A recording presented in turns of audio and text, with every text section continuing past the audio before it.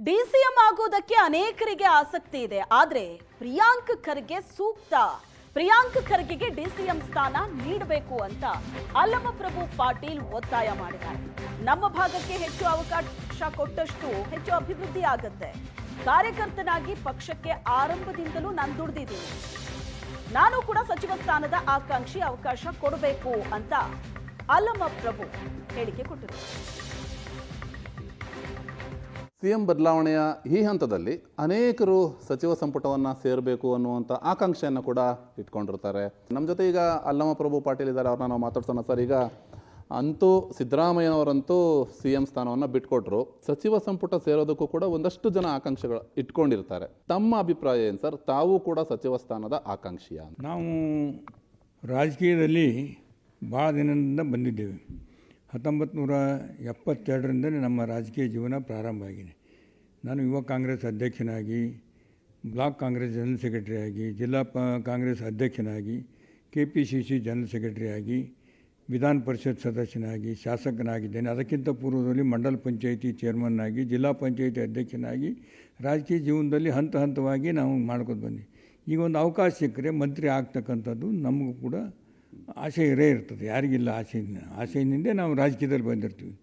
ಮತ್ತು ನೋಡ್ಬೇಕು ಹೈಕಮಾಂಡ್ ನಿರ್ಣಯ ಏನು ತೆಗೆದುಕೊಳ್ತಾರೆ ಅದಕ್ಕೆ ನಾವು ಒಪ್ಕೊಳ್ತೀವಿ. ಸೊ DCM ಸ್ಥಾನಕ್ಕೆ ಯಾರು ಸೂಕ್ತ ಅಂತ ತಮಗನ್ಸುತ್ತೆ ಸರ್? ನೋಡಿರಿ, ಯಾರ ಹೆಸರು ಹೇಳಿದ್ರು ಒಂದು ವಿರೋಧ ಕಟ್ಕೊಳ್ಳೋಕೆ ಆಗೋದಿಲ್ಲ.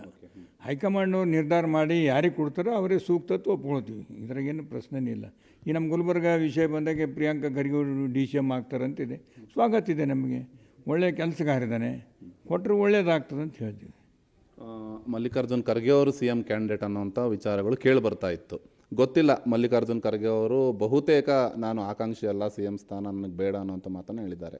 ಹಾಗಾಗಿ ಅವರ ಮಗ ಪ್ರಿಯಾಂಕ್ ಖರ್ಗೆ ಉಪಮುಖ್ಯಮಂತ್ರಿ ಆದರೆ ನಿಮ್ಮ ಭಾಗಕ್ಕೆ ಅನುಕೂಲ ಆಗ್ಬೋದು ಅನ್ನುವಂಥ ಉದ್ದೇಶವ ಅಂತ? ನಮ್ಮ ಭಾಗಕ್ಕೆ ಹೈದರಾಬಾದ್ ಕರ್ನಾಟಕ ಭಾಗ ಹಿಂದುಳಿದಿರ್ತಕ್ಕಂಥ ಭಾಗ. ಅದರಲ್ಲಿ ನಮ್ಮ ದಿವಂಗತ ನಮ್ಮ ಗುರುಗಳಾದ ಧರ್ಮಸಿಂಗ್ ಸಾಹೇಬರು, ಡಾಕ್ಟರ್ ಮಲ್ಲಿಕಾರ್ಜುನ್ ಖರ್ಗೆ ಸಾಹೇಬರ ಪ್ರಯತ್ನದಿಂದ 371 ಜಾರಿಗೆ ಬಂದಿದೆ. ಅದರಿಂದ ಸಾಕಷ್ಟು ಅನುಕೂಲ ಆಗ್ತದೆ. ಇನ್ನು DCM ಸ್ಥಾನ ಸಿಕ್ಕರೂ ಕೂಡ ನಮಗೆ ಆ ಭಾಗದ ಗುಲ್ಬರ್ಗ ಅಭಿವೃದ್ಧಿ ಆಗಲಿಕ್ಕೆ, ಅದು ವಿಶೇಷವಾಗಿ ನನ್ನ ಕ್ಷೇತ್ರ ಅಭಿವೃದ್ಧಿ ಆಗಲಿಕ್ಕೆ ಅನುಕೂಲ ಆಗ್ತದೆ.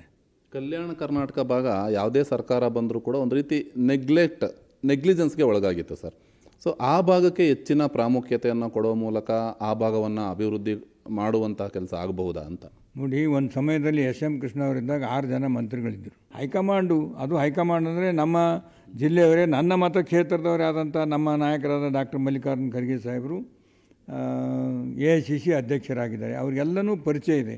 ಅವ್ರು ಏನು ನಿರ್ಣಯ ತೆಗೆದುಕೊಳ್ತಾರೆ ನಾವೆಲ್ಲರೂ ಅದಕ್ಕೆ ಒಪ್ಕೊಂಡಿರ್ತೀವಿ. ಇದಿಷ್ಟು ಕೂಡ ಅಲ್ಲಮಪ್ರಭು ಪಾಟೀಲ್ ಅವರ ಮಾತು. ಕ್ಯಾಮ್ರಾ ಪರ್ಸನ್ ಸಂತೋಷ್ ಜೊತೆ ಸುರೇಶ್, ಏಷ್ಯಾನೆಟ್ ಸುವರ್ಣ ನ್ಯೂಸ್, ಬೆಂಗಳೂರು.